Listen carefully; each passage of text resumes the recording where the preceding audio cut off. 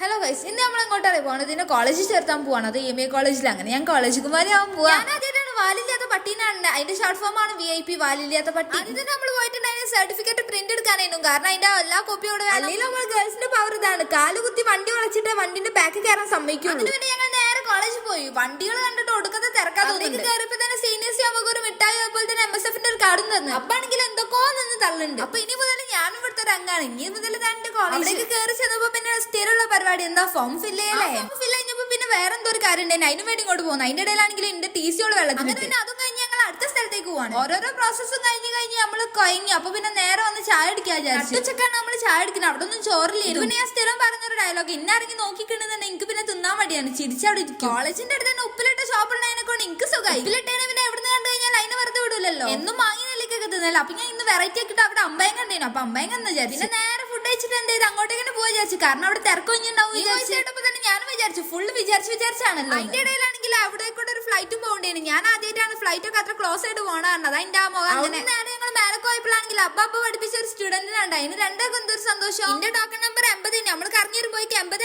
അവിടെ വിളിക്കുന്നത്. പിന്നെ ഇനി അടുത്ത സ്റ്റെപ്പാണ്. ഇനി അതിനും ഞങ്ങൾ കുറച്ചു നേരം വെയിറ്റ് ചെയ്യേണ്ടി വരും. ഒടുക്കത്തെ തിരക്കേനും എത്ര നേരം പോസ്റ്റ് ആവേണ്ടിരുന്നു.